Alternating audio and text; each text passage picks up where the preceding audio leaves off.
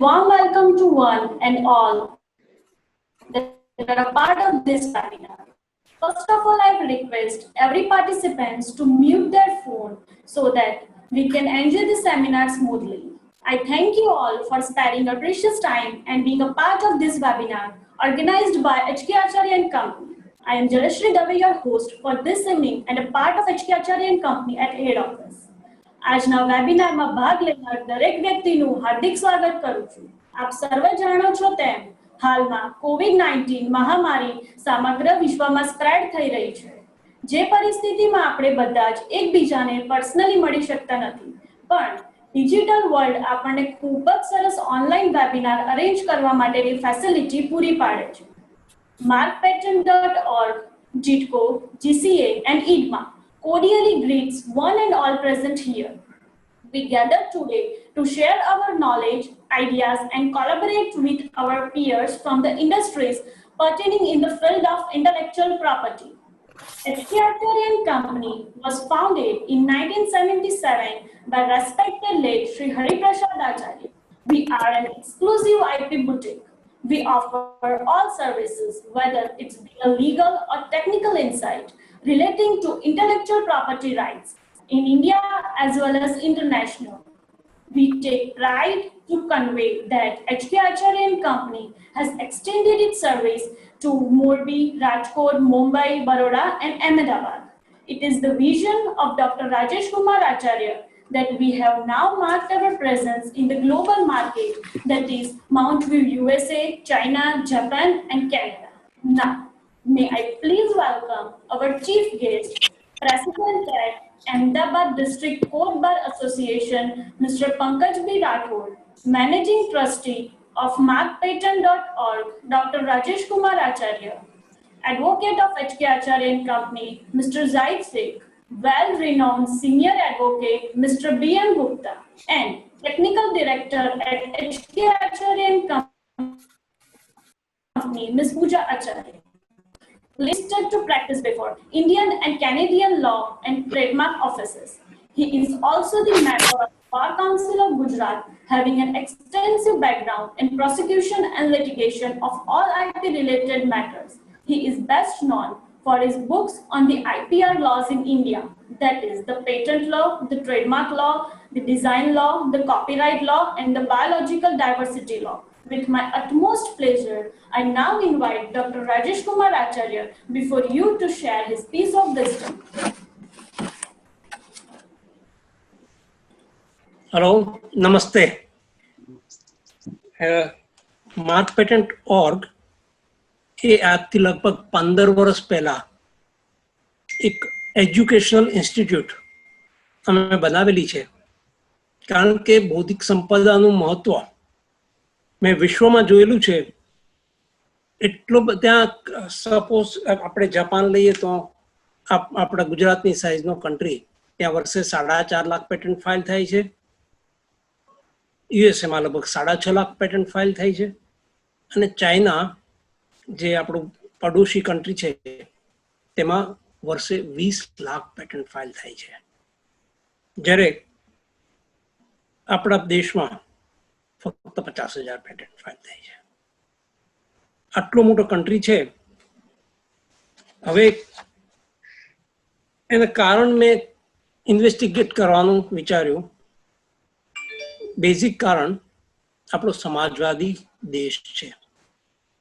બહુજન હિતાય બહુજન સુખાય, અને બૌદ્ધિક સંપદા ઉપર કોઈનો અધિકાર ના હોવો જોઈએ અને સમાજ માટે હોવું જોઈએ. પરંતુ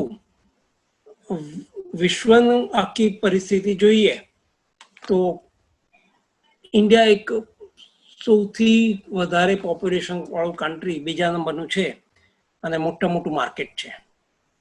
એટલે આ કોમર્શિયલ આસ્પેક્ટને ધ્યાનમાં રાખીએ આપણે બધા કન્ટ્રી અહીંયા પોતાનો એક્સપોર્ટ કરવા માંડ્યા, બધા ફોરેનના કન્ટ્રી અહીંયા પેટન્ટ ફાઇલ કરવા માંડ્યા, આપણે વાઇપોના મેમ્બર થયા. એટલે જરૂર પડી કે આપણે પણ અહીંયા બૌદ્ધિક સંપદાનું મેક્સિમમ પ્રોટેક્શન આપવું જોઈએ. હવે અહીંયા એટલી બધી અવેરનેસ નહોતી આજથી 15 વર્ષ પહેલા. અને ફોરેનના ઘણા બધા દેશોમાં મેં એટલા બધા પ્રવચનો આપેલા છે બૌદ્ધિક સંપદા ઉપર, જ્યારે અહીંયા મેં ભારતમાં જોયું કે આ કદાચ નિગ્લેક્ટેડ સબ્જેક્ટ હતો. એટલે મેં ફોરેનના દર વર્ષે લગભગ 10 થી 15 સ્પીકર્સ અહીંયા દર વર્ષે અમદાવાદમાં આવે છે અને માર્ક પેટન્ટ ઓર્ગમાં આપણને પોતાના દેશની વિગતો સમજાય છે કે ત્યાં બૌદ્ધિક સંપદાનું પ્રોટેક્શન કેવી રીતે થાય છે. અને 15 વર્ષથી અમે દર વર્ષે આપણે ઇન્ડિયામાં સેમિનાર કરીએ છીએ. આ વર્ષે પણ COVID-19 ઇન્ડિયામાં આવ્યો એ પહેલા ફેબ્રુઆરીમાં અમે અમદાવાદમાં સેમિનાર કરેલો, અને એવી પરિસ્થિતિમાં પણ અમારે દેશ વિદેશથી સ્પીકર આવેલા. હવે કોવિડ ચાલુ થયો પછી આનું પ્રોટેક્શન અને આનું એજ્યુકેશનલ એ તો બધું હોવું જોઈએ, એટલે મેં આ વેબિનારનું આયોજન શરૂ કર્યું. આ વેબિનાર અમારો બીજો વેબિનાર છે.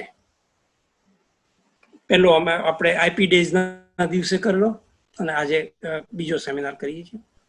તો આ સેમિનાર મેક્સિમમ લોકો આનો બેનિફિટ લે તે છે.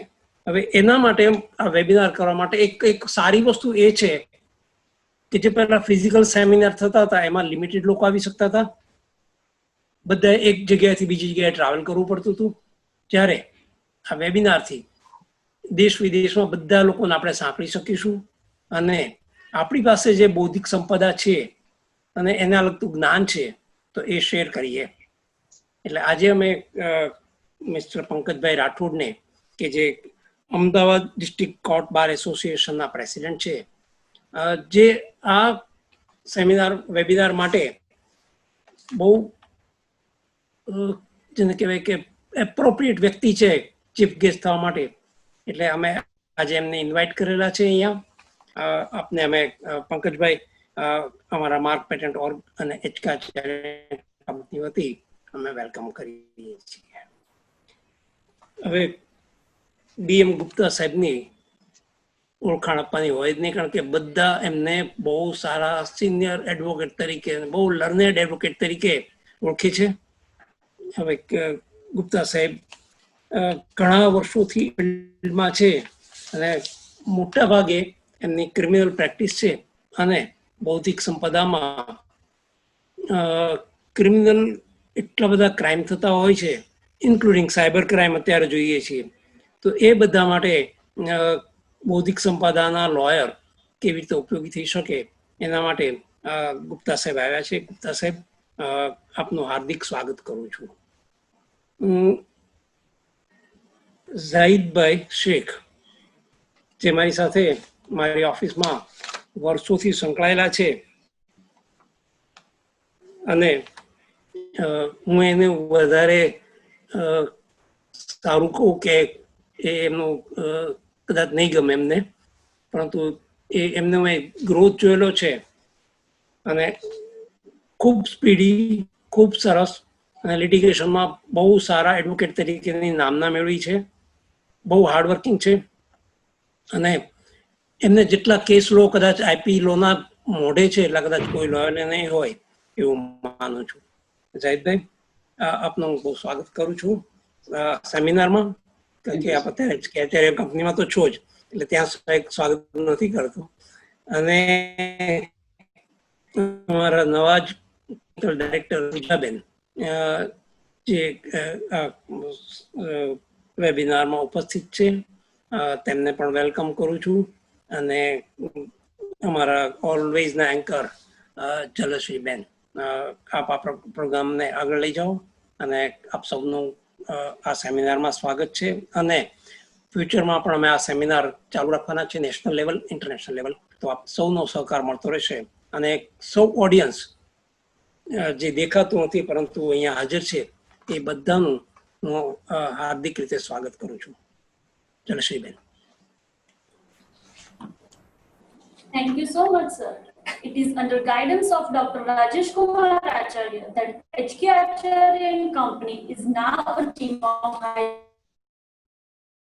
qualified and expert visionaries. This session will have a series of panelists creating awareness of IP in terms of litigation. Now, it's my honor to introduce you to our chief guest, Advocate Mr. Pankaj B. Rathod. He is the president of Ahmedabad District Court Bar Association. Sir has also been elected as an ex-vice president as well as an ex-joint secretary of Ahmedabad District Court Bar Association since the year 1998. He is practicing advocate for criminal cases at Motor Accident Claims Tribunal. We are glad to have you here for sharing your wisdom of thoughts with us upon IPR. And now, I would like to request Sir to enlighten us with his thoughts.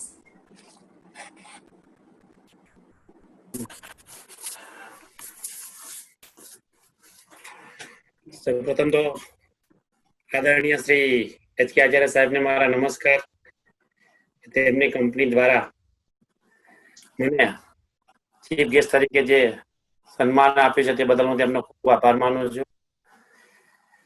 માન્ય પૂર્વ criminal બારના president અમદાવાદના Shri BM Gupta સાહેબનો પણ હું આભાર માનું છું. મારા આદરણીય મિત્ર શ્રી જાહિદભાઈ શેખનો પણ આભાર માનું છું કે તેમને પણ મને આ ચીફ ગેસ્ટ બનાવવા માટે જે આચાર્ય કંપનીમાં જોઈન કર્યો તે બદલ પણ તેમનો પણ આભાર માનું છું. આદરણીય શ્રી ઓમકારેશ્વર સાહેબનો પણ આભાર છે. પૂજાબેનનો પણ આભાર માનું છું. આજની જે ચર્ચા કરવામાં આવી રહેલી છે કે ટ્રેડમાર્ક પેટન્ટ માટેની જે ચર્ચાઓ છે, ખરેખર આચાર્ય સાહેબે બહુ સરસ સબ્જેક્ટ પસંદ કર્યો. સેમિનાર યોજવાની આયોજન કરવા માટેની જે એમને એપલ કરેલી છે તેને હું ખરેખર બિરદાવું છું.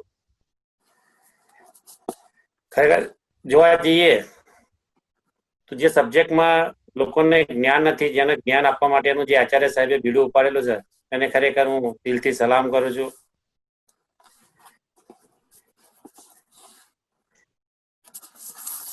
જોવા જઈએ તો ઇન્ટેલેક્ચ્યુઅલ પ્રોપર્ટી બાબતે ઘણા મહાનુભાવે પોતાના મંતવ્યો અને સૂચનો જણાવેલા છે.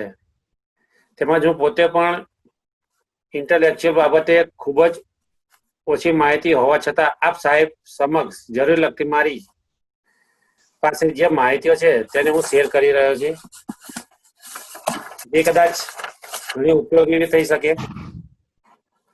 હાલનો જે COVID-19 નો જે સમય ખરાબ પસાર થઈ રહેલો છે એમાં ખરેખર બહુ જરૂરી છે કે એચકેએન કંપની દ્વારા COVID-19 ના જે ભયંકર મહામારી પ્રસંગે ઇન્ટેલેક્ચ્યુઅલ પ્રોપર્ટી માટેની જે સમાવેશ કરીને જેને આગળ લઈ જવાની ગણતરી કરેલી છે એ ખરેખર ધન્યવાદને પાત્ર છે. જોવા જઈએ તો ઘણી બધી બાબતો એવી છે કે જેમાં આપણે કહી ના શકીએ. આ 4 મહિનાની અંદર આપણને ઘણું શીખવા મળ્યું. COVID-19 ની આ જે બીમારી છે એની અંદર આપણને એટલું ખબર પડી કે લોકોએ પોતાની પ્રોપર્ટી માટે કે અન્ય કોઈ જે કોઈ જરૂરી લાગતી વસ્તુ હોય તેના માટે આગળ વધવું જોઈએ. ધારો કે આપણે જોઈએ છીએ કે કાયદાઓ બનાવવા જોઈએ અને કાયદાઓ બનાવેલા છે પણ તેની માહિતી કોઈની પાસે છે નહીં. જેવા કે ટ્રેડમાર્ક 1999 છે, પેટન્ટ માર્ક 1970 છે, કોપીરાઇટ 1957 છે, ડિઝાઇન એક્ટ 2000 સાલનો છે, જીઓગ્રાફી ઇન્ડેક્સ ઓફ ગુડ્સનો જે કાયદો છે એ પણ 1999માં અમલમાં આવેલો છે. આ ઉપરાંત જે protection act, plant parent and farmer rights act 2001 આવે છે, જેની ખરેખર અત્યારે હાલમાં આપણને બહુ જરૂરિયાત છે. એ કાયદાની અંદર ઘણું બધું આપણને સમજાઈ જાય એવું છે કે એની આપણને આ સેમિનારથી માહિતી મળે તો. એક અન્ય બી કાયદો છે કે જે સેમી કંડક્ટર ઇન્ટિગ્રેટેડ સર્કિટ અને આઉટ ડિઝાઇન એક્ટ 2000 પણ છે. અને આ સિવાય બીજા ઘણા કાયદાઓ છે જેમાં બાયોલોજિકલ ડાયવર્સ એક્ટ 2002, એ સિવાય બીજા ઘણા કાયદાઓ છે.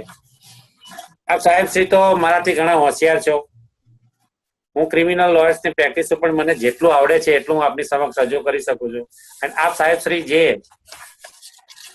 આજનો સેમિનારનું આયોજન કરેલું છે અને પબ્લિકને એના અવેરનેસ થી જે દૂર થઈ રહી છે એને આ બાબતની માહિતીગાર કરવા માટે જે સેમિનારોનું આયોજન કરવું જોઈએ એ ખરેખર કરવું જ જોઈએ આપણે.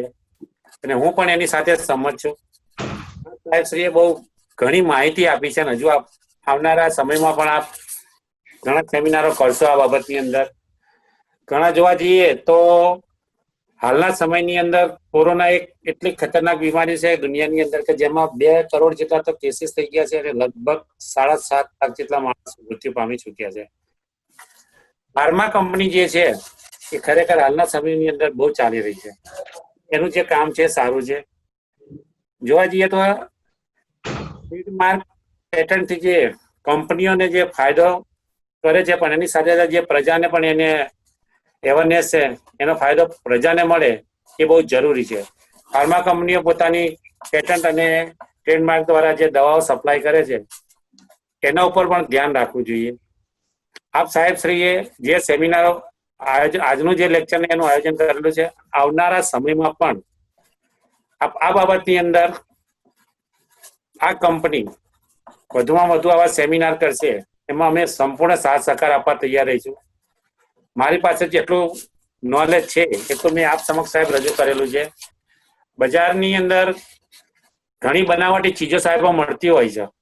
ફાર્મા કંપનીઓની ડુપ્લિકેટ દવાઓ પણ મળતી હોય છે જેનો હાલની અંદર આપણે જોવા જઈએ તો માણસની જિંદગી સાથે ખેલવાડ થઈ શકે. જે 1,20,000 ઇન્જેક્શનો મળે જે સરકાર દ્વારા ને જે કંપનીનું નામ છે બહુ મને મોઢે તો યાદ નથી સીમા કેવું છે જે પોતે કંપની 40,000 ઇન્જેક્શન આપે છે 1,20,000 મળે છે. અને હાલમાં પણ સુરતમાંથી ડુપ્લિકેટ ઇન્જેક્શનોનો જથ્થો પકડાયો છે. એની જે ફરિયાદ છે વસ્ત્રાપુર પોલીસ સ્ટેશનમાં જ ફાટેલી છે. તો આપણા જે મનુષ્યની જિંદગી સાથે લોકો કેટલો ખેલવાડ કરી રહ્યા છે અને એટલે જરૂરી છે કે આ ટ્રેડમાર્ક પેટેન્ટ અને આ જે બધા એક્ટો છે તેની સંપૂર્ણ માહિતી પ્રજા સમક્ષ રજૂ કરવામાં આવે. અને આપના જેવા સિનિયર લોયર્સ આપની જેવી સારી કંપનીઓ દ્વારા આ રજૂઆત કરે, આવા સેમિનારો કરે એ ખરેખર અમે એના આભારી માનીએ છીએ. આવનારા સમયમાં આપ સાહેબ શ્રી અને આપની કંપની જે પણ કોઈ સેમિનાર કરશે ને અમારી જ્યાં પણ જે જરૂરિયાત હશે એમાં અમે સંપૂર્ણ આપને સાથ સહકાર આપીશું.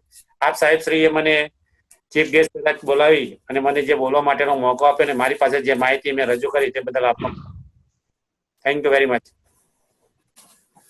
Thank you. Thank you. Thank you so much, sir. We are honored by your esteemed presence here and we thank you for sparing your valuable time for us. I would now like to request Mr. Zaid Sheikh to give a brief idea about IP litigation. He holds a bachelor degree in arts and a bachelor degree in laws from Gujarat University. He is a member of the Bar Council of Gujarat. He has acted as lead litigation counsel in numerous IP as well as civil, criminal, and corporate law matters and holds over 20 years of experience in IP litigation. He is a member of International Trademarks Association and also attends annual meetings of INTA. He heads the litigation division of the firm. Sir. Thank you, Jalasi Dave. Hi, everyone. First of all, respected our chief guest, Shri Pankajbhai Rathod sir, and respected my senior and IP attorney, Dr. Rajesh Acharya, and most respectfully and distinguished personality of senior advocate Mr. B. Gupta sir, and my colleague Ms. Pooja Acharya, and all other senior colleagues, students, all dignitaries who connected with this webinar. Good afternoon. I hope you and your family are safe and fine during these pandemic times COVID-19. First of all, thanks my senior Dr. Rajesh Kumar Acharya to giving me such a great opportunity to discuss and talk about the awareness of IP litigation. Let's come to subject matter.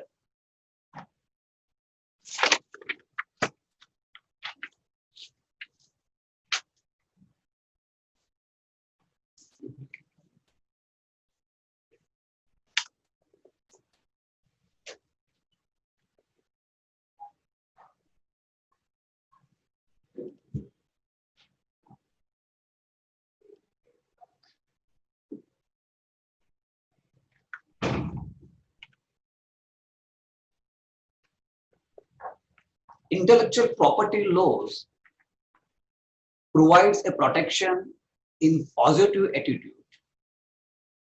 Intellectual property laws as a we call આપણે કહી શકાય કે as a commercial and special law.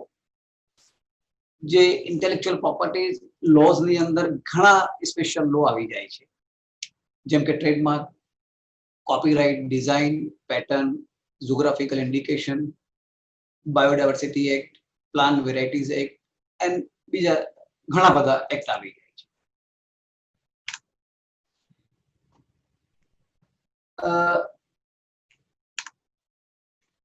હવે આપણે એક વાત સમજવું પડશે કે ઇન્ટેલેક્ચ્યુઅલ પ્રોપર્ટી લોઝ ની વેલ્યુ કેમ છે. સપોઝ આપણે એક ઉદાહરણ લઈએ અહીંયા કે with a home without door, જો આપણા ઘરની અંદર દરવાજો ના હોય તો લગભગ આપણે સૂઈ નથી શકતા, કેમ કે આપણને ડર હોય છે કે જો દરવાજો ખુલ્લો હશે તો કોઈ ઘરમાં આવી જશે અને કાંઈ ચોરી થશે કે લૂંટ થશે. સેમ જો આપણે બિઝનેસ ગ્રોથ કરતા હોઈએ, આપણા બિઝનેસ ડેવલપ કરતા હોઈએ અને એ બિઝનેસની જે રેપ્યુટેશન, જે ગુડવિલ આપણે બનાવેલી હોય તો એને પ્રોટેક્ટ કરવા માટે આપણે પણ એક ડોર બનાવવું પડે, જે ઇન્ટેલેક્ચ્યુઅલ પ્રોપર્ટી લો છે એને પ્રોટેક્ટ કરે છે, જસ્ટ લાઈક એ ડોરની છે. આ જે ચિત્ર છે, ફર્સ્ટ આપણે સમજી શકાય કે એક ડાકુનો ફોટો છે, જે બહુ જૂના વખતે જે રીતને લૂંટની પ્રથા હતી કે ચોરી કરવાની પ્રથા હતી, ડાકુ આવતા અને આપણો સામાન કે આપણી પ્રોપર્ટી લૂંટી લેતા. ત્યારબાદ લો સ્ટ્રિક્ટ થતા ગયા તો આ ડાકુઓ પણ ની પીછેહટ થતી ગઈ અને ક્યાંક એ લોકોને આપણે રિસ્ટ્રિક્ટ કરી શક્યા. ત્યાર પછી જેમ જેમ આપણે ડેવલપ થતા ગયા, જેમ જેમ આપણા સમાજની અંદર સુધારા થતા ગયા, બિઝનેસમાં ગ્રોથ આવતો ગયો અને આપણે બિઝનેસ ડેવલપ કરતા ગયા, ત્યાર પછી એક જુદી રીતે લૂંટેરાઓ આવ્યા, જેને આપણે કહી શકાય કે માફિયા ડોન, જે આપણી પાસેથી ધમકીઓ આપીને, ડર બતાવીને આપણા બિઝનેસ આંચકી લેતા કાં તો ઉઘરાણી કરતા. ત્યાર પછી હાલનો જે ટ્રેન્ડ છે, જે થર્ડ ફોટો છે, ઇઝ અ વ્હાઇટ કોલર, કે જે કોટ બોટ પહેરીને આપણા બિઝનેસની, આપણી પ્રોપર્ટીની એ લોકો કંઈક લૂંટ ચલાવતા હોય છે. જે આપણા જે આઈપી રાઇટ્સ, આપણા જે ખૂબ જ મહેનતથી આપણે બહુ હાર્ડવર્ક કરીને, જેમાં ખૂબ ઇન્વેસ્ટમેન્ટ કરીને આપણે ડેવલપ કરતા હોઈએ છીએ. આ ડેવલપમેન્ટ પછી જે આપણી રેપ્યુટેશન માર્કેટમાં જાય અને એને ખોટી રીતે ઇમિટેશન કરીને કાં તો ઇન્ફ્રિંજમેન્ટ કરીને કે પાસ ઓફ કરીને આપણી પ્રોપર્ટી ને છીનવાનો પ્રયત્ન કરે છે. એને રોકવા માટે આઈપી લો નું ખૂબ જે લેજિસ્લેચર ઇનેક્ટ કરવામાં આવ્યું છે, એના માટે આપણે એને રોકી શકાય. હવે આપણે ટ્રેડમાર્ક, જે આઈપી લોઝ નો એક લો એક્ટ છે, ટ્રેડમાર્ક્સ એક્ટ. તો ટ્રેડમાર્ક્સ એક્ટ જે છે એનું મેનલી પર્પઝ જે છે એ છે કે the purpose of the trademark is to be prevent unfair competition between the companies. A trademark helps customer distinguish between the product.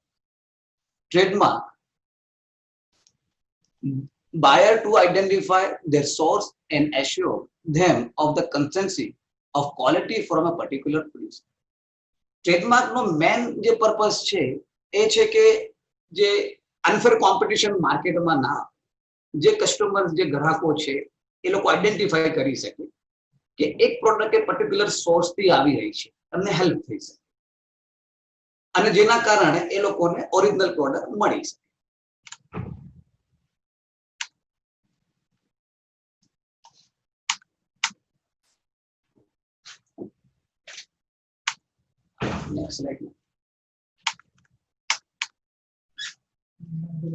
Next slide.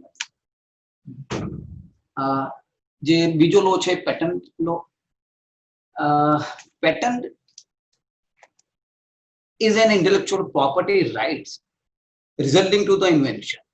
જે ઇન્વેન્શન હોય એના રાઇટ્સ જે પેટન્ટી હોય એને મળે. ધ પેટન્ટ્સ ના જે આપણે ક્રાઇટેરિયા એઝ એ લો થી જોવામાં આવે તો મારી સ્લાઇડમાં ક્લિયર છે. A patent is an exclusive right granted on an invention which may be either a product or process that provides in a general and new way of doing something or offer a new technical solution to a problem.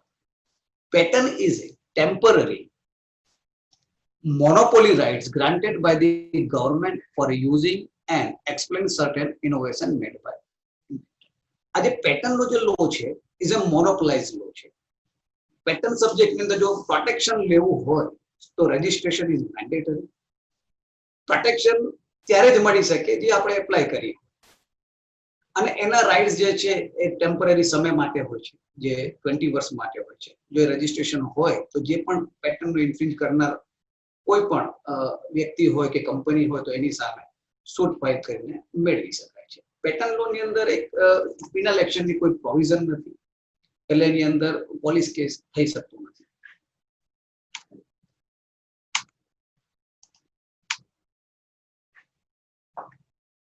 Pattern નો જો suit file કરવામાં આવે તો mayor ઘણાને એવી થોડીક એવી સમજ છે કે જો પેટર્ન રજિસ્ટ્રેશન મળી જાય then we can file a suit then entitled to invention. No.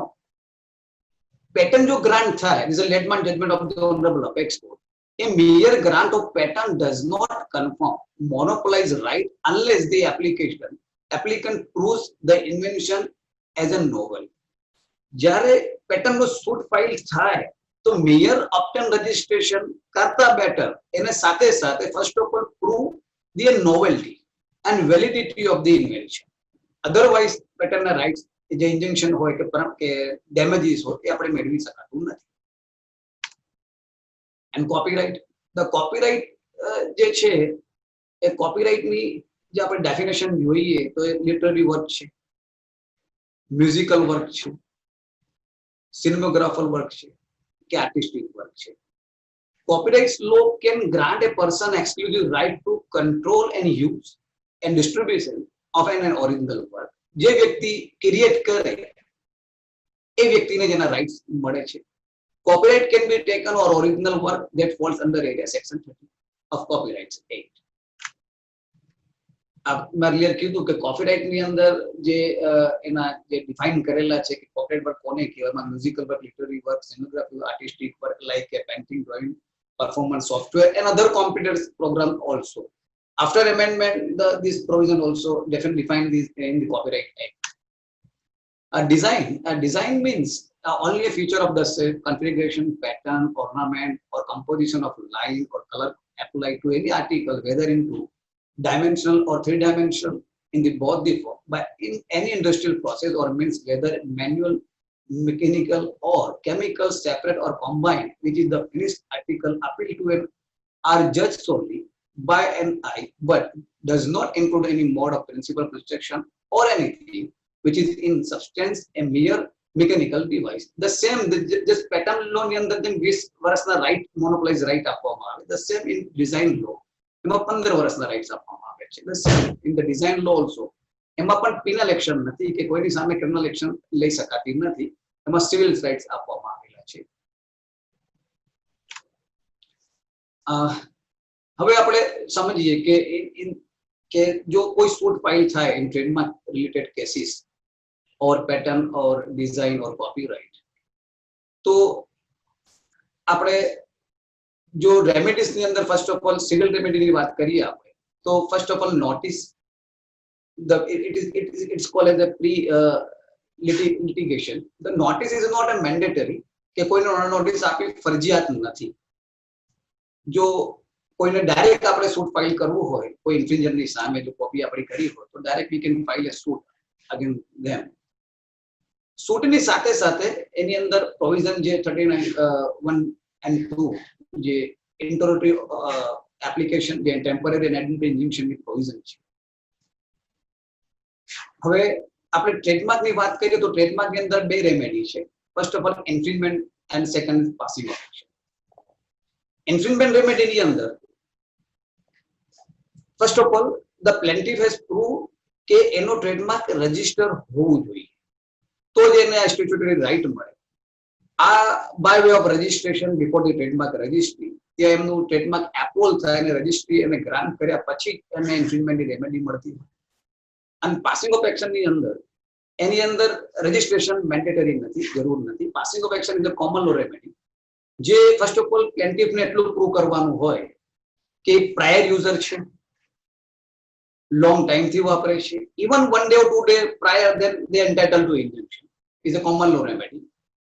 અને એની રેપ્યુટેશન માર્કેટમાં છે અને અધર સાઇડ જે છે એ એનું જે રિપ્રેઝેન્ટેટિવ એવી રીતે કરતો હોય કે જેના કારણે માર્કેટમાં ડિસેપ્શન થતું હોય, કન્ફ્યુઝન થતું હોય.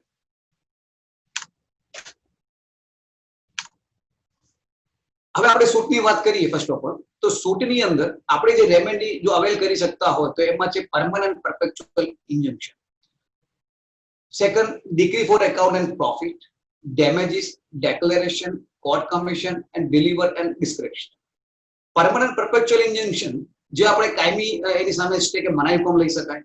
ડિક્રી છે જે એકાઉન્ટ ઓફ પ્રોફિટ, જે નુકસાન થયું હોય જે ઓનરને, જે ટ્રેડમાર્ક હોલ્ડરને કે પેટર્ન હોલ્ડરને કે ડિઝાઇન હોલ્ડર, જો નુકસાન થયું હોય તો એ પોતાના જે નુકસાનમાંથી એ ભરપાઈ સામેવાળા પાસેથી લઈ શકે છે. Damage in the same sense કે જે એમને માર્કેટમાં એની ગુડવિલ બગડી હોય એમાંથી એ લઈ શકે છે. Declaration is a to authority to decide such type of the remedy.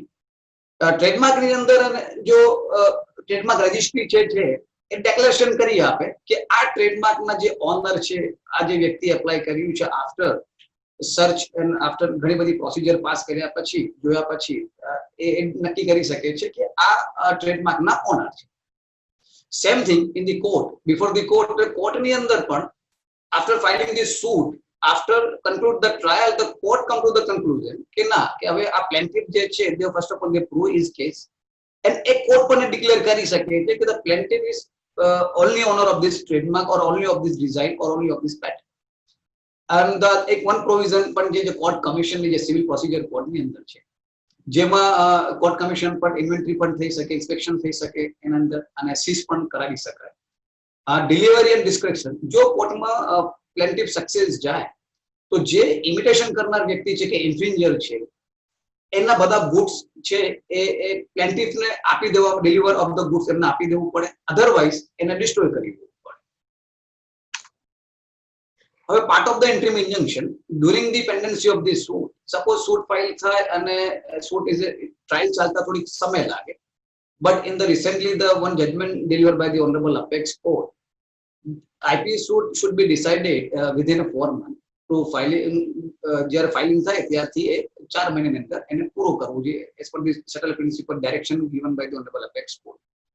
તો આ 4 મહિના દરમિયાન કે જે સમય લાગતો હોય ટ્રાયલને, એની વચ્ચે જો કોર્ટને પ્રાઇમા ફેસી લાગે આ ઇન્ટ્રીમ ઇન્જંક્શનની અંદર, તો court also grant the injunction till decide of the suit. તો ઇન્ટ્રીમ ઇન્જંક્શનની જે ક્રાઇટેરિયા છે એ order 39 rule 1 and 2 and this special law in trademark act first time કે ex parte injunction ની પ્રોવિઝન આપવામાં આવી છે. Reason behind of maybe legislature is very clear to give the message infringer or any જે imitator કરનાર લોકો છે કે તમે વાપરશો તો તમને સાંભળ્યા વગર પણ ઇન્જંક્શન અપાઈ જશે જો તમારું ઇન્ટેન્શન મેલાફાઈડ હોય. તો એ માટેની એક પ્રોવિઝન 135 ની અંદર એક્સ પાર્ટ ઇન્જંક્શનની પ્રોવિઝન એડ કરવામાં આવી, જે એમેન્ડમેન્ટ લેટેસ્ટ 2003 માં થઈ. હવે ક્રિમિનલ જે રેમેડી છે એ ટ્રેડમાર્કની અંદર જે ગુપ્તા સાહેબ બહુ સારી રીતે બતાવશે, હું આપને થોડુંક સમજાવવાનો પ્રયત્ન કરીશ કે ક્રિમિનલ રેમેડી જે છે એ ટ્રેડમાર્ક અને કોપીરાઇટ એક્ટમાં છે. Pattern and design A completely silent છે અબાઉટ ધીસ રેમેડી. જો કમ્પ્લેન કરવી હોય તો કમ્પ્લેન બે જગ્યા થઈ શકે, એક બિફોર પોલીસ સ્ટેશનમાં પણ ડાયરેક્ટ આપણે થઈ શકતી હોય છે, અને કમ્પ્લેન કોર્ટની પાસે પણ જઈ શકાય, જે 156(3) ની નીચે પણ એ રેમેડી મળી જતી હોય છે. હવે કમ્પ્લેન થયા પછી direct in trademark and copyright કેસની અંદર ઇન્ફ્રિંજરને એરેસ્ટ પણ થઈ શકે છે, સાથે સાથે એ જે ડુપ્લિકેટિંગ કરતા હોય કે જે ઇન્ફ્રિંજિંગ પ્રોડક્ટ હોય એ સીઝ પણ થઈ શકે છે. ટ્રેડમાર્ક ની અંદર જો ટ્રાયલ આફ્ટર ટ્રાયલ જો ટ્રાયલ કમ્પ્લીટ થાય અને કોર્ટ કન્ક્લુઝન પર આવે કે ઇઝ ગિલ્ટી ઓફ ઇન્ફ્રિંજર, જેની ગિલ્ટી છે અને ગુનેગાર સાબિત થાય, તો એના માટેની સજાની જે પ્રોવિઝન છે એના માટે not be less than 6 month, 6 મહિના ની નીચે નહીં, બટ એક્શન ટુ 3 years, 3 વર્ષની અંદર સુધીની સજાની જોગવાઈ છે. સાથે સાથે એની અંદર 50,000 થી લઈને 2 લાખ સુધીની દંડની જોગવાઈ છે. Same as it is copyright કેસની અંદર પણ imprisonment of same 6 months to and or the fine 50,000. હવે જ્યુરિડિક્શન નો જે ઇસ્યુ છે ઇન સિવિલ કેસની અંદર, તો સિવિલ કેસની અંદર જ્યુરિડિક્શન જે છે સેક્શન 20 ઓફ સીપીસી અને 134 ઓફ ટ્રેડમાર્ક્સ એક્ટ.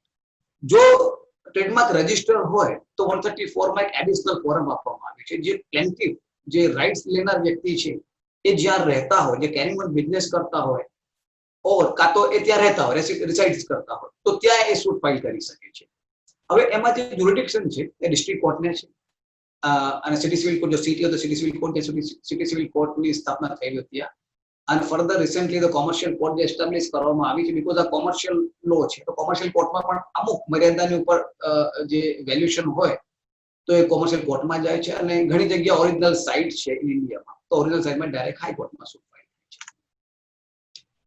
હવે ક્વેશ્ચન જે ટ્રેડમાર્કના આપણે સમજીએ કે એમાં સિમિલરિટી કેવી રીતે હોય, in particular in trademark cases જે ઇન્ફ્રિંજમેન્ટ થતા હોય, તો જસ્ટ લાઈક તમે જોઈ શકો છો સ્ક્રીન પર, ઇન્ફ્રિંજરની જે આ 7 જે છે 7-11 એન્ડ અધર ઇઝ સુપર, આમાં જે ચાન્સ ઓફ કન્ફ્યુઝન નો જે ઇશ્યુ હોય એ ડિસાઇડ એ ઓનલી એ જજ પોતે કરી શકે છે, નોટ ધી વિટનેસ ની કોઈ રિક્વાયરમેન્ટ નથી. ઇટ્સ અ વિઝ્યુઅલ સિમિલરિટી કે જે આપ જોઈ શકો, નામ ડિફરન્ટ છે બટ જે એનું વિઝ્યુઅલિટી જે બતાવવામાં આવી છે એ ક્લિયર ચાન્સ ઓફ કન્ફ્યુઝન અહીંયા પણ થઈ શકે છે. as a structurally similar, જે નિકાહ must be Nike and Nike just do, આમાંની અંદર પણ ઘણા લોકો જે છેતરાઈ શકે છે. Starbucks coffee જે is a very well known mark, અને સરદાર બક્સ કોફી એન્ડ કંપની, આની અંદર સ્ટ્રક્ચરલી સિમિલરિટી છે જેમાંથી પણ ચાન્સ ઓફ કન્ફ્યુઝન ઊભું થઈ શકે છે in the market. As a phonetically similar, just Lakme is a very well known brand, એની સામે Lakme જે આ જજમેન્ટ પણ ડિસાઇડ થયેલું છે કે both are the similar. Hitachi is a well known brand and Hitachi is a phonetically similar. Colgate and Collegiate is also similar. And see the Bisleri વચ્ચે જે original છે અને બે બાજુ થોડું એક Bislight ને Bislight, but the color combination and shape of bottle and something design જે બોટલનું જે શેપ છે it also called as a trademark. તો જો એમાં પણ સિમિલરિટી છે એ પણ ડિસાઇડ થઈ ચૂક્યું છે. સમથિંગ આઈ લાઈક એક થોડાક જજમેન્ટ મેં મૂકેલા છે જે પ્રોવિઝનની સાથે સાથે જે એસ્ટાબ્લિશ થયેલા વેલ નોન માર્ક છે, જે એક સેટલ પ્રિન્સિપલો ડેવલપ થયેલા છે by way of the court express well as the high court. This judgment is delivered by the in case of the Jaideep Mohan and Hub International. Whether જેમ મેં વાત કરી just question of similarity નો હોય ત્યારે only એ decision only court લઈ શકે છે, એમાં વિટનેસ ની જરૂર નથી. બીકોઝ ઓફ કે વિટનેસ બે બાજુથી જો આવતા હોય તો બંને વિટનેસ એમ જ કહેવાના છે કે પ્લેન્ટિફ સાઇડના વિટનેસ જે હોય એ વાત એવી રીતે કરશે, નો કે આમાં સિમિલરિટી છે, અને ડિફેન્ડન્ટ નો આમાં સિમિલરિટી નથી. તો therefore the question of the similarity it should be decided by the honorable court. A landmark judgment of the Gujarat High Court એક law decide બહુ સરસ રીતે કર્યું છે. A trademark who first goes to market with his product under the trademark as a distinguished to get a property right to use the mark exclusion of the other. Even though it's a month of pariah. જો કોઈ વ્યક્તિ પહેલાથી trademark વાપરતા હોય તો એના rights better છે, એના પ્રોપર્ટી રાઇટ્સ એના જ છે. Lakshmikant Patel, the law does not permit anyone to carry on his business in such a way or would preclude the customer or client in belief that the goods or services belonging to the someone else are his or are associated therewith. It does not matter whether the latter person does so fraudulent or otherwise. જો કોઈ વ્યક્તિ કોઈ બીજા બિઝનેસને પડાવી લેવા માટે એના જેવી ટ્રેડમાર્ક યુઝ કરતા હોય, ઇવન અધરવાઇઝ ફ્રોડુલન્ટ ના હોય, એ ડિસઓનેસ્ટ ઇન્ટેન્શન ના હોય, તેમ છતાં ધ ઓનરેબલ અપેક્સ કોર્ટે એવું કહ્યું કે એમાં ઇન્જેક્શન આપી શકાય. The judgment of the Satyam Infosys, the apex court, is held that if the two trade rivals claim to have individually invented the some mark, then the trade who able to establish the prior user. બે વ્યક્તિ trademark બે સાથે business કરતા હોય, જે prior users establish કરે તે success થાય. In case of the Ramdev Food, is a very popular judgment, is a very well-known judgment. The purpose of a trademark is to establish a connection between the goods and source thereof, which will suggest the quality of the goods. It's a very clear, is a nice judgment. And the judgment recently established the last, it's a very well-known judgment. I think is a well-known mark in particular state in Andhra Pradesh. The ratio laid down by the Honorable Apex Court, the permitting the appellant to carrying on his business would in fact the putting a seal of approval of the court on the dishonest, illegal and clandestine conduct of the appellant. Appellant deliberately misrepresentation has penalized of the creating serious confusion and deception for a public at large, and the consumer have to save from such fraudulent and deceitful conduct of the appellant. It's a very clear message given by the Honorable Apex Court. Once the plaintiff ने जो injection ना આપવામાં આવે, તો that means the court has put this seal કે તમે વાપરી શકો, તમે મેડિસિન ઇલીગલ તમને અધિકાર છે, તો એટલે ઇન્જેક્શન આપવું જ પડે. જો ટ્રેડમાર્કમાં સિમિલારિટી હોય તો ઇન્જેક્શન ઇઝ મસ્ટ.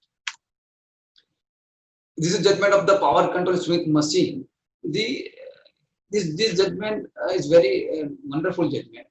આ જજમેન્ટ ની અંદર કોઈ પણ એક જ પ્રોપ્રાઇટર હોઈ શકે, એક ટ્રેડમાર્ક, અને એની અંદર બે ઓરિજિનલ ના હોઈ શકે અને એક જ સોર્સ થી આવી શકતું હોય, એના માટેનો જજમેન્ટ છે કે એમાં બે ઓનર ના હોઈ શકે.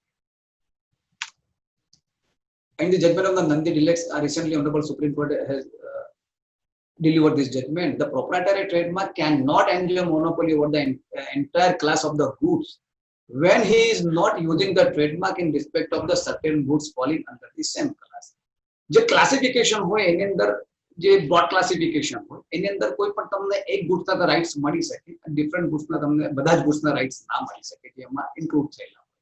In the case of the Charminar also, એની અંદર ટોબેકો અને સિગરેટ એક પ્લેન્ટિફ ના સિગરેટમાં હતા ને જે ડિફેન્ડન્ટ ટોબેકામાં હતા. એટલે એમાં ક્લિયર ઓનરેબલ સુપ્રીમ કોર્ટે કીધું તમને આ જે ક્લાસિફિકેશનની અંદર જે બ્રોડ ક્લાસિફિકેશનમાં એક જ રાઇટ મળી શકે, ક્લાસના જે ક્લાસ હોય એના આખા રાઇટ્સ તમને ના મળી શકે, પર્ટિક્યુલર ગુડ્સના જ તમને રાઇટ્સ મળે જેમાં તમારું register. And the judgment of the Honorable Apex Court in the case of the same is the prior user the rights is better than against of registered proprietor. In some પણ injunction મેળવી શકાય. In Bajaj Auto case earlier મેં કીધું કે within a 4 month ની અંદર suit dispose કરવા માટે the very seriousness about this trademark. And in the judgment of the 2005 in the Honorable Apex Court, sometimes શું થાય છે કે જનરિક ટ્રેડમાર્ક હોય કે જેના rights is a generic trademark હોય કે ડિસ્ક્રિપ્ટિવ માર્ક હોય કે વેરી કોમનલી યુઝ થતો એના રાઇટ્સ ના મળે. બટ આફ્ટર લોંગ યુઝ પછી જો એની અંદર એ વાપરતા એની રેપ્યુટેશન એટલી વધી જાય કે એને સેકન્ડરી મિનિંગ ઊભું થાય ટ્રેડમાર્કમાં. જો એસ્ટાબ્લિશ કરી દેવામાં આવે કે હવે suppose just like Apple in form of the mobile is a secondary meaning. Bajaj surname is also secondary meaning in scooter. In Tata is surname in establish the secondary meaning in other product. Then they entitle to injunction because of the establish the secondary meaning the product and identify in particular product. And this is last judgment, the judgment of the Malik Chand. It's a very clear કે જો કોઈ party નો trademark નો honour હોય પણ એ મોટા ના હોય, જે business એમનો મોટું ના હોય, એનો મતલબ એવું નથી કે એમને પ્રોટેક્શન ના હોય. એટલે જે બિગ પ્લેયર હોય જે માર્કેટની અંદર એ લોકોને એવો અધિકાર નથી કે એ લોકો નાના જે વેપારી હોય કે એમના બિઝનેસને એ લોકો ટેક ઓવર કરી લે by way of the infringer. And this judgment of the Cadila Healthcare, જે ફાર્માસ્યુટિકલ પ્રોડક્ટ્સ માટેનું એક સરસ ગાઈડલાઈન સાથે આ જજમેન્ટ ડિલિવર થયું છે. એની અંદર આ જજમેન્ટની અંદર જે ઓનરેબલ સુપ્રીમ કોર્ટે જે રેશિયો લેટ ડાઉન કર્યું છે કે જો ચાન્સ ઓફ કન્ફ્યુઝન જો મેડિસિનમાં થશે તો નોટ ઓનલી સફર the honour of the mark but ultimately જે કન્ઝ્યુમર છે કે જો આ કોઈ એવી મેડિસિન આ ચાન્સ ઓફ કન્ફ્યુઝનના કારણે જો બીજી એક દવાની જગ્યાએ બીજી દવા જો એ લઈ લે તો એની હેલ્થ ખરાબ પણ થઈ શકે છે અને મે બી કે એની અંદર એમના જીવનો પણ ખતરો હોઈ શકે છે. એટલે is a guideline given by the honourable apex court કે આવો કોઈ ચાન્સ ઓફ કન્ફ્યુઝન જો ફાર્માસ્યુટિકલમાં જો આવી જતું તો એમાં સ્ટ્રિક્ટલી એને રોકવું પડે. And thank you very much. જો કોઈને કોઈ ક્વેશ્ચન હોય તો ઓબ્વિયસલી એ પોતે પૂછી શકશે મને. Thank you. Thank you, Mr. Sheikh, for giving a brief idea for IP litigation. Now, I would like to introduce you to our next panelist and most senior as well as well-renowned senior advocate, Mr. B.M. Gupta. He is practicing advocate in High Court, Session Court all over the country. He has been an ex-president of Ahmedabad Criminal Court Bar Association and president of ACS and DCBA. He has appeared and conducted several high-profile criminal cases. Sir, I request you to spread your wisdom to our audience with a few experience in criminal practice in IP law.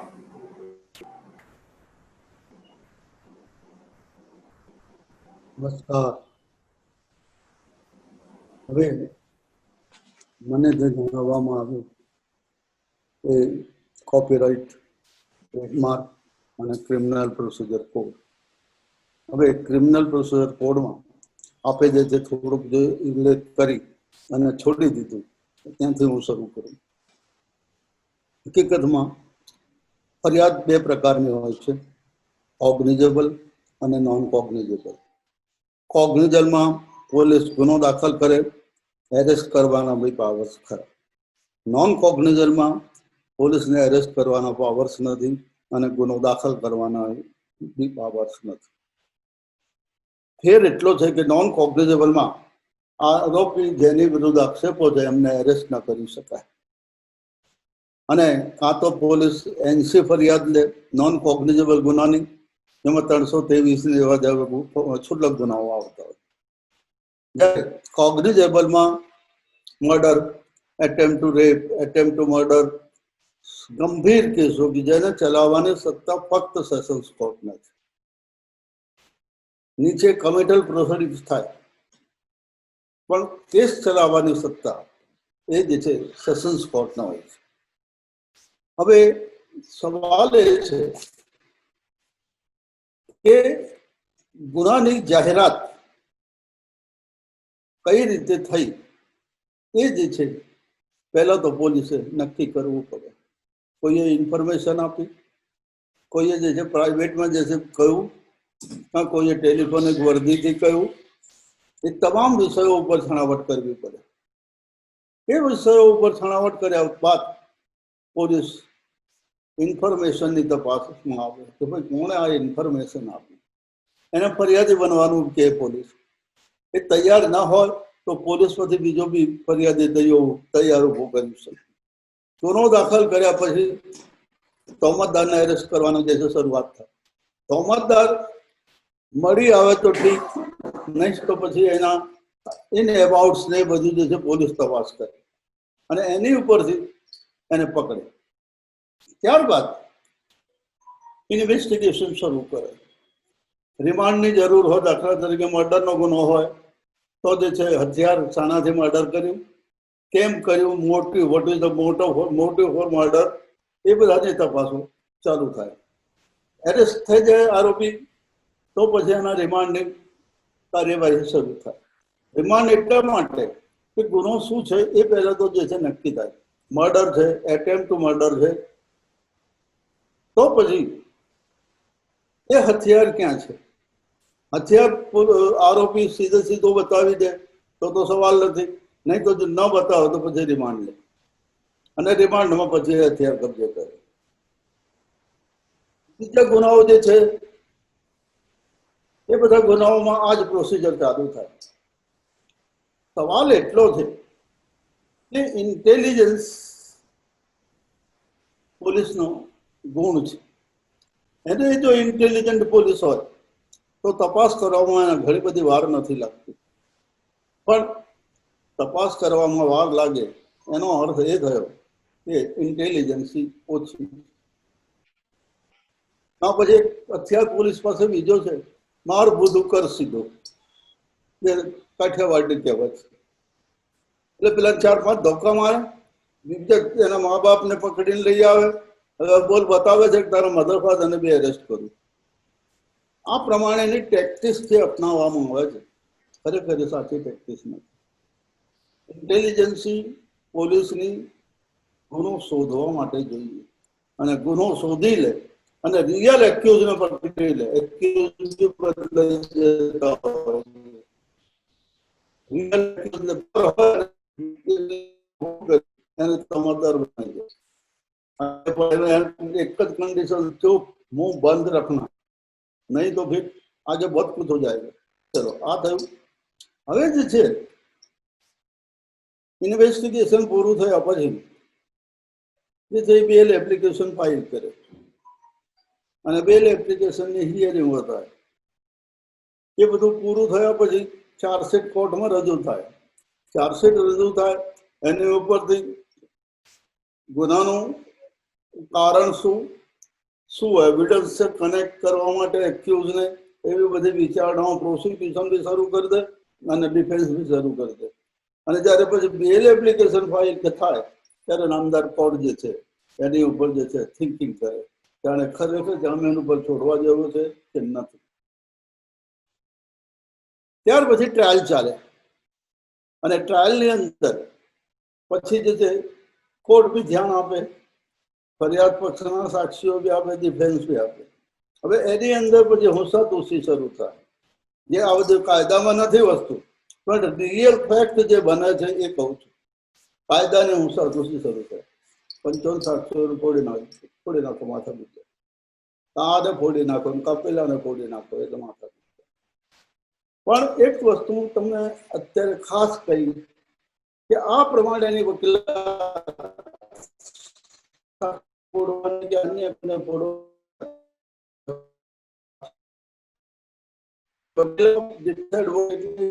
Intelligence નથી દેખાતી. અને defence એડવોકેટની intelligence ત્યારે જ દેખાય કે tight સાક્ષીઓ આવ્યા હોય અને એમાંથી પોતાના અસીલને બહાર લઈ આવે. એ પ્રેક્ટિકલ લીગલ એડવોકેસી.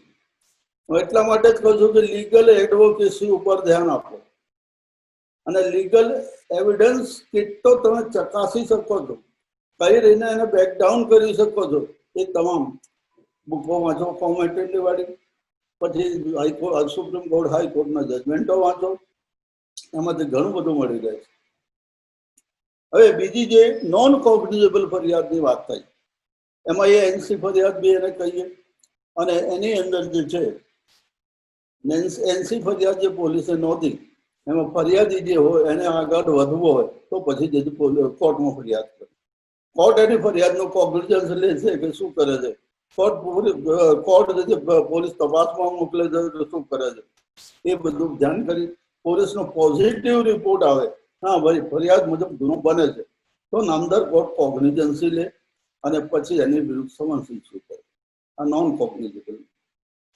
હવે ક્રિમિનલ ટ્રાયલ ઉપર જે વસ્તુ કહેવાની હતી મારે, એમાં ક્રિમિનલ ટ્રાયલ પણ બે ગુનાઓની બે રીતે ચાલતી હોય. એક પ્રાઇવેટ ફરિયાદ હોય કોગ્નિઝેબલ ગુનાની, 420, 406, 467, 68, આ બધા કોગ્નિઝેબલ ગુનાઓ છે, અને નોન વેલેબલ બી છે. પ્રાઇવેટ ફરિયાદ ઉપર આધારિત છે, તો એમાં સૌથી પહેલા ગુનો કબૂલ છે કે નહીં એ પૂછી અને પછી શરૂ થાય. હવે એની અંદર જો પોલીસે ગુનો દાખલ કરી અને ફરિયાદ ચાર્જશીટ દાખલ કરી તો સ્ટેટ વે એને ગુનો કબૂલ છે કે નહીં પૂછે. પ્રાઇવેટ ફરિયાદ હોય આ જ ગુનાઓની તો સૌથી પહેલા પ્રિલિમિનરી એવિડન્સ લેવાય. પ્રિલિમિનરી એવિડન્સ એટલે કે ચાર્જ ફ્રેમ કરવા જેટલો પુરાવો ફરિયાદ પક્ષ રજૂ કરી શકે છે કે નહીં. જો ચાર્જ ફ્રેમ કરવામાં પૂરતો પુરાવો રજૂ કરી શકે તો એ જ છે પ્રાઇવેટ ફરિયાદમાં લઈ અને પછી જે છે આગળની કાર્યવાહી શરૂ થાય, અને એમાં ચાર્જ ફ્રેમ થઈ શકે કે ડિસ્ચાર્જ થઈ જશે એ બધું જે છે તપાસવામાં. હવે હવે આમાં કોગ્નિઝેબલ ગુનો કમ્પેર કર્યો અને કોગ્નિઝેબલ ગુનો કમ્પેર થયો, પ્રાઇવેટ ફરિયાદ દાખલ થઈ કે ચાર્જશીટ દાખલ થઈ, ત્યાર પછી એમાં ફર્ધર ઇન્વેસ્ટિગેશન ને બી કાર્યવાહી થઈ શકે. જો પૂરતું ઇન્વેસ્ટિગેશન ના થયું તો ફરિયાદ આપી શકે હતી. એ રીતે તમે બીજું એક પગલું જે છે જુઓ તો એમાં ડિસ્ચાર્જના બી આર્ગ્યુમેન્ટ થાય કે ભાઈ ચાર્જશીટ કે ફરિયાદીએ જે પુરાવો રજૂ કર્યો છે એની અંદર મારી વિરુદ્ધ કોઈ પુરાવો આવતો નથી, માટે મને 239 ARPC મુજબ ડિસ્ચાર્જ છે. After hearing both the parties, court will decide કે આ ડિસ્ચાર્જ થવામાં પૂરતો કેસ છે કે પછી ચાર્જ ફ્રેમ કરવા પૂરતો કેસ છે.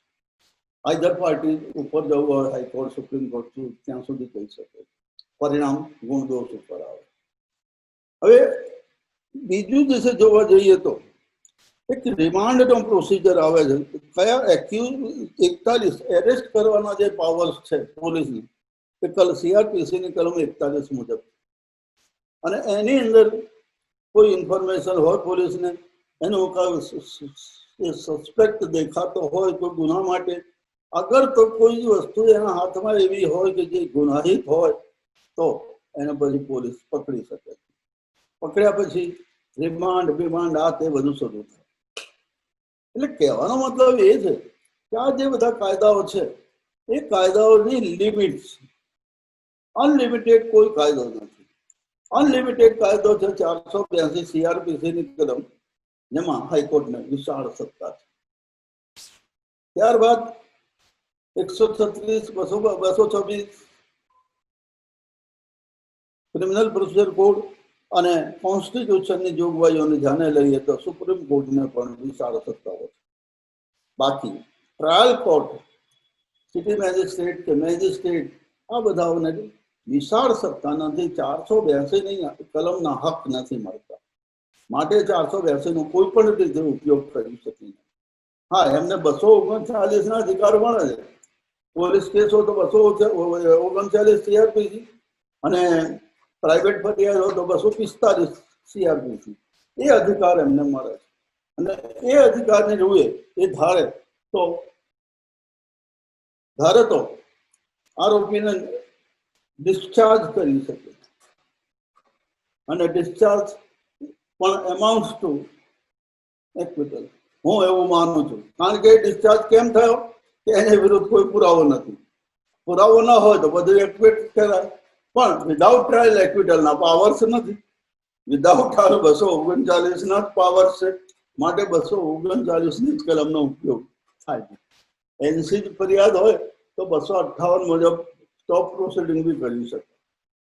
એટલે કાયદામાં આમ જુદા જુદા બધા કાયદાઓ આપેલા છે, વિસ્તાર બી છે, અને એની અંદર ફક્ત એક જ વસ્તુ છે કે તમે કોઈ બી કાયદાની ડેફિનેશનનો કઈ રીતે ઉલ્લેખ કરો છો, કઈ રીતે એને તમે તમારી રીતે જે લઈ જવા માંગો છો, અને એ સબર કારણો હોય, રિઝનેબલ કોઝ હોય તો તમે એ રીતે સક્સેસ થઈ શકો. હું સામાન્ય રીતે દરેક એમાં કહું છું કે સરસ આપણે ન્યાયની દેવીની હાથમાં તલવાર નથી. ઘણા તલવારનો ઉપયોગ કરે છે, એમના હાથ એક હાથમાં જે તરાજુ છે ને એક હાથમાં તલવાર છે, પણ નો, તલવાર નથી. એ શમશેર છે, અને શમશેર સીધું હોય, આમ બિલકુલ વાંકું ચૂકું ના હોય, જેમ તલવાર વાંકી હોય, સીધું હોય, અને બંને તરફ એને ધાર હોય. તમે વાપરતા તમને ના આવડે તો તમને બી બગાડી દે, અને વાપરતા આવડે તો સામાવાળાને બી ઘા કરી દે. એટલે હું કહું છું કાયદાની વ્યાખ્યા એ રીતની છે, તમે એનો કઈ રીતે ઉપયોગ કરો છો. એક રસોઈયાના હાથમાં બધો સામાન રસોઈનો મૂકી દો, કેવો સ્વાદિષ્ટ બનાવે છે, કેવો બનાવે છે, કેવો જે છે એ છે, એ પછી ખાધા પછી ખબર પડે કે આ જે છે પરફેક્ટ માણસ છે કે નહીં રસોઈયા તરીકે. એ જ રીતે કાયદામાં છે, ડેફિનેશન એક જ, કાયદો બી એક જ. બે તરફના વકીલો પોતાની રીતે એ કાયદાની રજૂઆત કરે છે, અને એ રજૂઆત તમારી સાંભળનાર ત્રીજો માણસ જે તમને બંનેને સાંભળી એનો શું ઉપયોગ કરવો, શું જજમેન્ટ આપવું, એ આપે. ઘણી વખત એવું બી બને છે વકીલાતના ધંધામાં કે તમે સાચા છો છતાં તમને રજૂઆત કરતા ન આવડી તો તમે ફેલ થયા. તમે હાવ છૂટકા છો પણ કાયદાની રજૂઆત કરતા બરાબર સારી અને આવડે છે તો તમે સક્સેસ થશો. ક્રોસમાં કઈ રીતે વિટનેસને ટ્રેપ કરવો એ આપણે જાણીએ છીએ. એ જ પ્રમાણે જજને કઈ રીતે આપણી વાકપટુતાથી ફસાવવો એ આપણને આવડતું હોય તો ફેવરેબલ ઓર્ડર. હવે બીજી રીતે જોઈએ તો ટ્રેડમાર્ક અને કોપીરાઇટ. આઈપીસીમાં સેક્શન છે 467, 68, 69, 70, 71 એ બધા સેક્શનો છે ટ્રેડમાર્કમાં. આઈપીસીમાં બી છે. હવે જો એ સેક્શનોનો ઉપયોગ ટ્રેડમાર્કમાં કરવો હોય તો આઈપીસી ઓટોમેટિક ટ્રેડમાર્કના કેસમાં આવી જાય. પણ ટ્રેડમાર્ક ના ગુનાઓમાં તમે આઈપીસી ને ના લપેટી શકો. આજે સેક્શન પૂરતા જ લઈ શકો. હવે બીજો સબ્જેક્ટ લઈ લઈએ, ક્રિમિનલ પ્રોસિજર કોડની શરૂઆત કઈ રીતે થાય છે. ક્રિમિનલ પ્રોસિજર કોડ માં ફરિયાદ દાખલ થાય છે 154 CRPC મુજબ. એને ગુનો દાખલ કરવાનું કહેવામાં આવે. હવે ફરિયાદી ફરિયાદ લઈ અને જાય છે ત્યાં આપણે પોલીસમાં. પોલીસ કહે છે કે ફરિયાદમાં દમ નથી રજીસ્ટર કરવી. પછી ફરિયાદીએ શું કરવું પડે? ફરિયાદીએ એ ફરિયાદમાં એ આ લખી, હું આ તારીખે પોલીસ ઇન્સ્પેક્ટર પાસે ગયેલો, તેમને ફરિયાદ બતાવી, વાંચી અને છતાં પણ એમને દાખલ ના કરે કારણ કે ફરિયાદ. તો કાયદેસર રીતે તમારે બીજી અરજી ફરિયાદ ઉપર લખી એસપી પાસે જવું પડે કે ભાઈ આ ફરિયાદ વાંચી, લખી, જોઈ, પણ લખતા નથી અને કહે છે આ તો સિવિલ ડિસ્પ્યુટ. એટલે આવા સિવિલ ડિસ્પ્યુટ કેમ નથી એ તમારે દર્શાવવું પડે અને એસપીને બતાવવું પડે. એક મંજૂર થઈ જાય ઓર્ડર કરે પછી નથી થતું. પછી તમારે એક સુપ્રીમ કોર્ટના એક જજમેન્ટ મુજબ અરજી લખવી અને પછી જે નામદાર કોર્ટમાં ફરિયાદ દાખલ કરવી. એટલે નામદાર કોર્ટ 156(3) મુજબ ડાયરેક્ટ જે છે ત્યાં મૂકી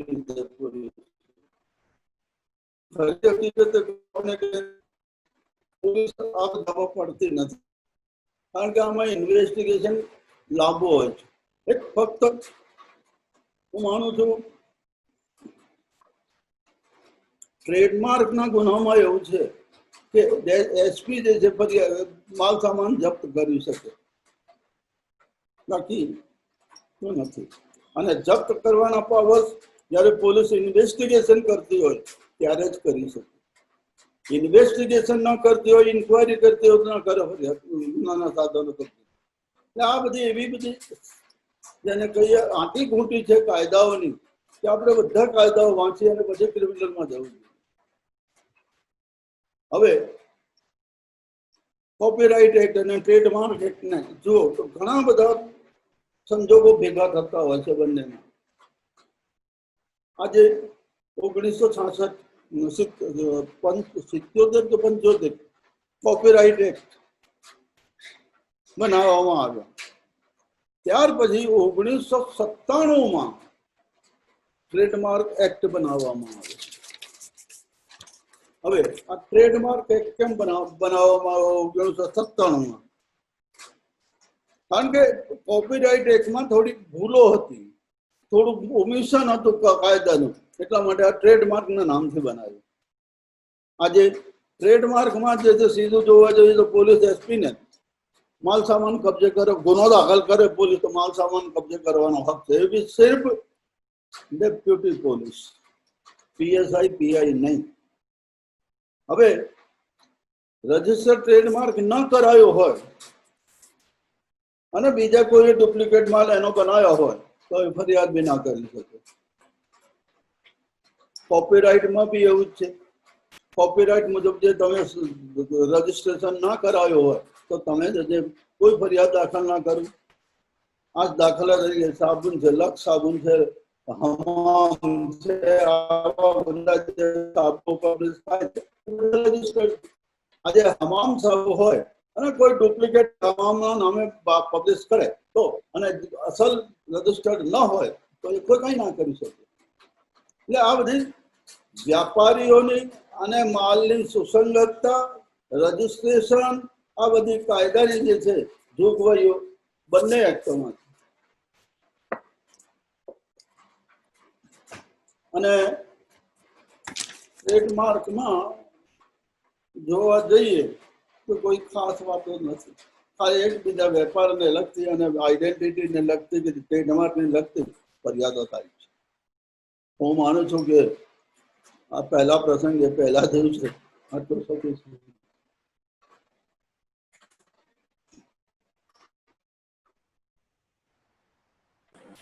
Thank you very much, sir. We feel honored to have you here for giving us your precious time and enlightening us with your thoughts.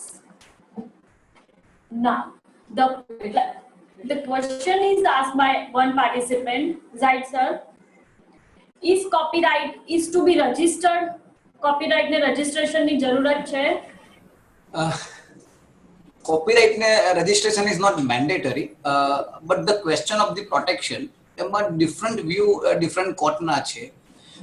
Bombay હાઈકોર્ટનું એવો વ્યૂ છે કે once you file any criminal action or any civil action, the registration is mandatory. But others court, જે Delhi high court છે, બીજે other high court છે કે આપણી high court છે, એમને એવું હેલ્ડ કર્યું છે કે copyright registration is not mandatory to protect your right. Because of the copyright always section 17 as per the provision, the copyright always ownership એની જ હોઈ શકે કે જે ક્રિએટર હોય. their registration માં જરૂરી નથી, mandatory નથી, but registration કરાવવાથી you take a benefit, is a benefit મળી શકે, you obtain the statutory right. But the Bombay High Court no opinion થોડુંક અત્યારે different છે. But the legislature, the recently the law book ની અંદર થોડુંક amend કરવામાં આવ્યું છે કે unless you not obtain the registration, you not entitled for any protection. But કોઈ provision માં હજી સુધી આવ્યું નથી. And sir, બીજો એક question છે. Yes. If registered trademark હોય તો criminal action લઈ શકાય? Yes. ટ્રેડમાર્ક ની અંદર જે રાઈટ જે ગાઉન થાય છે, જે ડેવલપ, જે રાઈટ જે મળે છે જે ઓનરને, એ આફ્ટર લોંગ યુઝ, જો એક પ્રાયર યુઝ હોય તો એ વ્યક્તિ as per the judgment of the honourable apex cause Whirlpool judgment is a very clear judgment. And also હમણાં મેં જજમેન્ટ મારી સ્લાઇડમાં હતું સૈયદુદ્દીનનું જજમેન્ટ.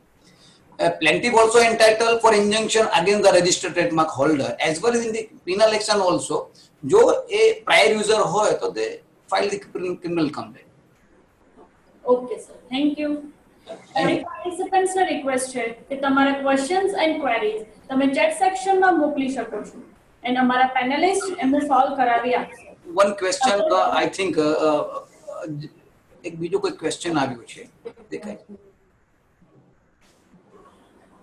બીજો એક question છે sir, what is the benefits of copyright of logo? Copyright logo, maybe you can file as a trademark or maybe you file as a copyright. બંનેની અંદર આવી શકે છે. જો કોપીરાઇટમાં ફાઇલ કરો તો you take a penal action immediately. And ટ્રેડમાર્કની અંદર જેમ સાહેબ ગુપ્તા સાહેબે કીધું કે એસપી પાસે જવું પડે, ત્યાર પછી એના એસપી ઓપિનિયન માટે ટ્રેડમાર્ક રજિસ્ટ્રીમાં જાય, then after they will take in action. But in copyright subject ની અંદર ડાયરેક્ટ પોલીસ જે ઇન્સ્પેક્ટર છે ડાયરેક્ટ એની કોઝ લઈને એ એફઆઈઆર લઈ શકે છે અને રેડ પાડી શકે છે. Thank you sir. Thank you. I now request Ms. Pooja Acharya to appraise this gathering with her vote of thanks. Ms. Pooja Acharya is the technical director at HK Acharya and Company. She contributes greatly towards all the levels of litigation work with her extensive knowledge relating to IPR and litigation.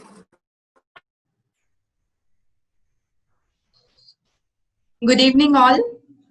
Mark Patent Orgna Managing Trustee Shri Dr. Rajesh Kumar Acharya તેમજ HK Acharya and Company ના Executive Director Pooja Shri Acharya, deliver her Acharya please. કે જેમણે આ માહિતીસભર વેબિનારનું આયોજન કર્યું છે તેમનું હું ખૂબ આભાર માનું છું. સાથે સાથે અમારા કોઓર્ગેનાઇઝર્સ જેટકો, GCA અને ઇડમાનું હું ખૂબ અભિનંદન પાઠવું છું. અત્રે ઉપસ્થિત અમારા આજના chief guest advocate mister Pankaj Rathod કે જેઓ અહેમદાબાદ ડિસ્ટ્રિક્ટ કોર્ટ બાર એસોસિએશનના પ્રેસિડેન્ટ તરીકેની ફરજ બજાવી રહ્યા છે. આજે આ વેબિનારમાં સમય કાઢીને હાજર રહ્યા આ બદલ અમે સૌ તેમના ખૂબ આભારી છીએ. આજના આપણા પહેલા સ્પીકર એડવોકેટ શ્રી ઝાહિદ શેખ કે જેમણે આઈપી લિટિગેશન વિશે ખૂબ જ સરળ અને સુંદર ભાષામાં માહિતી આપી છે. તેમણે જણાવ્યું કે કયા સંજોગોમાં કોર્ટમાં કેસ કરી શકાય, કેવા કેસોમાં કેવી રીતે રેમેડી લેવી જોઈએ. સામાન્ય રીતે આઈપી લિટિગેશન માટે ઘણા બધા સવાલો અને મૂંઝવણો આઈપી ઓનર્સને થતા હોય છે, જેની પણ તેઓએ ખૂબ જ સ્પષ્ટ માહિતી આપી છે. એડવોકેટ શ્રી ઝાહિદભાઈ શેખનું હું ખૂબ આભાર માનું છું. આપણા બીજા speaker senior advocate Shri BM ગુપ્તાજી કે જે ખૂબ જ જાણીતા અને અનુભવી વકીલ છે અને તેમની વિષય કુશળતાનો લાભ આપણને મળ્યો છે તેના માટે અમે સૌ સાહેબ આપના ખૂબ આભારી છીએ. તેમના આગવા અનુભવ તેમજ વિષયની ઝીણવટભરી માહિતીમાંથી અમને સૌને ખૂબ જ શીખવા મળ્યું છે, જેના માટે અમે ખૂબ જ આભારી છીએ. So once again, thank you to all organizers, speakers, listeners, our host for this evening, Ms. Jalashri Dave, and the seminar has been so fruitful that there are a lot of questions still coming. So I will hand over back to our host to answer these questions, and I would thank the team of HK Acharya and Company for making this event possible. I wish you all a safe and healthy future. Thank you.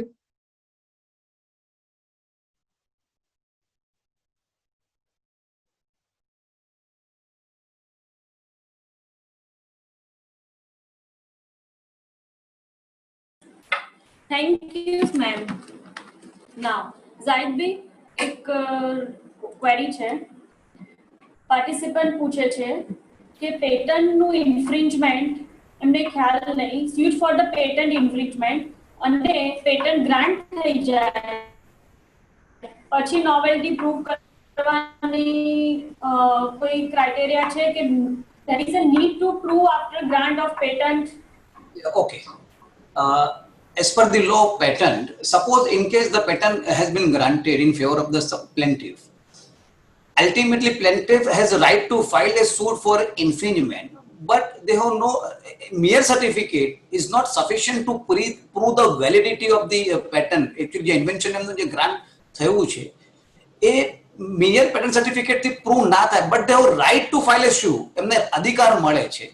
But the question of the validity still doubtful છે because of prior publication no question આવે કે એવા issue આવે કે જે section 64 ના જે grounds માં આવતું હોય રિવોકેશન ના ગ્રાઉન્ડ માં સચ સિચ્યુએશન એ પણ પ્રૂવ કરવું પડે, ત્યાર પછી જ એમને રાઇટ્સ મળે. એમને ખાલી મેયર રજિસ્ટ્રેશન થી રાઇટ ના મળે, ઘણું બધું એમને પ્રૂવ કરવું પડે, એની સાથે સાથે એની વેલિડિટી કરવી પડે. I leaving my opinion for this કે પેટન્ટ ગ્રાન્ટ થાય એ હંમેશા ત્રણ necessary ingredient. One is a novelty, one is a industrial applicability and inventive step. હવે જ્યારે પેટન્ટને લગતા લિટિગેશન થાય ત્યારે પેટન્ટનું સર્ટિફિકેટ ગ્રાઉન્ડ લે કે આમાં નોવેલ્ટી નથી ત્યારે ઇનવેલિડેશન ઉપર જવું પડે, ઇનવેલિડેશન ઓફ ધ પેટન્ટ. અને એ ફાઇલ કરે ઇનવેલિડેશન ઓફ પેટન્ટ એટલે એમાં હાઈકોર્ટને પાવર્સ છે એઝ વેલ એઝ પેટન્ટ ઓફિસમાં એને આઈધર ટ્રિબ્યુનલ કહેવા જઈને પેટન્ટને ઇનવેલિડ કરાવવી પડે. ત્યાં સુધી જ્યાં સુધી પેટર્નનું સર્ટિફિકેટ છે ત્યાં સુધી novelty. It is an onus is rather on the defendant to show that there is no novelty.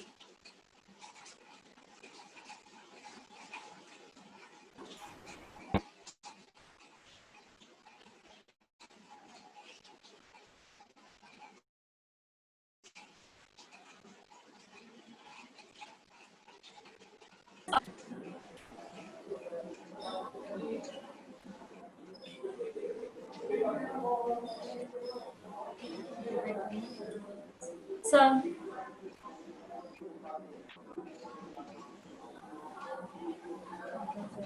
Pankaj sir.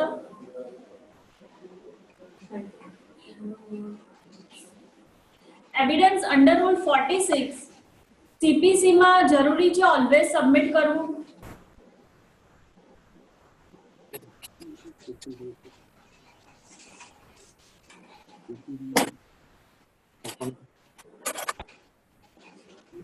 Hello. Yes sir, right sir. Question of the evidence to the trademark registry, if they fail to file, then CPC help or not. It depends on the limitation act. जो sufficient cause होए, then he file, because the rule is always a directory form, not the mandatory form.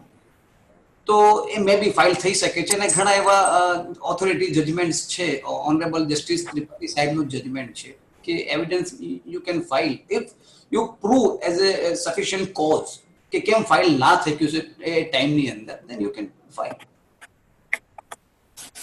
અધર જે question છે જે આવેલા છે, જે evidence જે છે એ ક્વેશ્ચન કોપીરાઇટ વિશે છે કે રજિસ્ટર નથી, દેન એના માટે એવિડન્સ શું?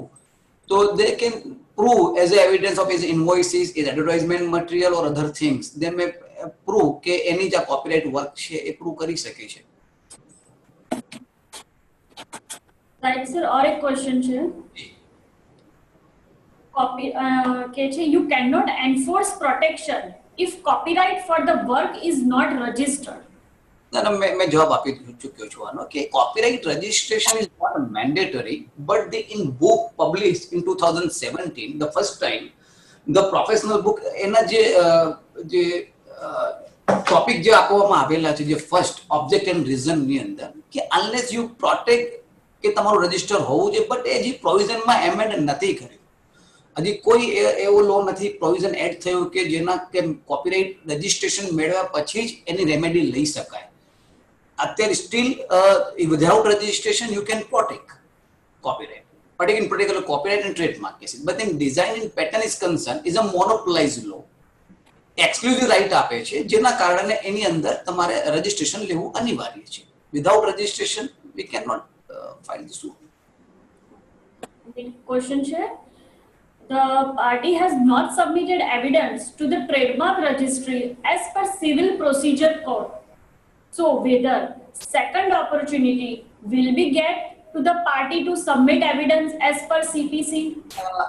ટ્રેડમાર્ક રજિસ્ટ્રીની જે પ્રોવિઝન છે as per the rules of the trademark registry, not as per the civil procedure code, but the sometime the civil procedure can apply.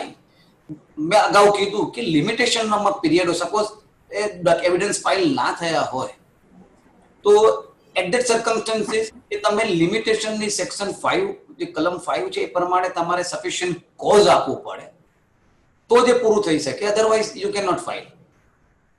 તમારે સફિશિયન્ટ કારણ બતાવવું પડે કે કેમ તમે ફાઇલ ના કરી શક્યા, પછી તમને સેકન્ડ ઓપોર્ચ્યુનિટી મળી શકે છે. Thank you. Thank you very much. In closing, I wish to express my gratitude to all the panelists and participants for their full cooperation. It offers me a chance to commemorate our success in pursuing excellence in the field of IPR. We are privileged to have in attendance such distinguished experts as well as observers.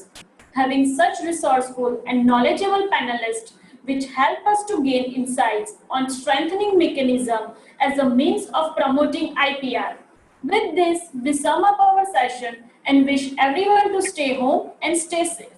Thank you for joining us, ladies and gentlemen. Have a good day.